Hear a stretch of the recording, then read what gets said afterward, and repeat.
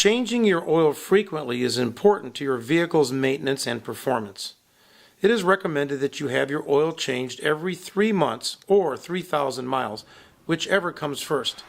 In order to keep track of when you changed your oil last, you should keep a written record.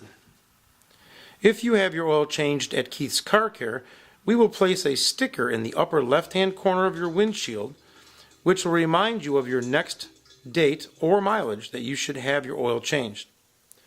You can also keep track with a spiral notebook in your car. You can list all the scheduled maintenance that you've had done on your car, including oil changes. You should enter the date of the service and what was performed. This record also is important should you ever have to file a warranty claim for your car. By having a record of your scheduled maintenance, you can tell exactly when the last time your oil was changed, so you can keep your car in great condition.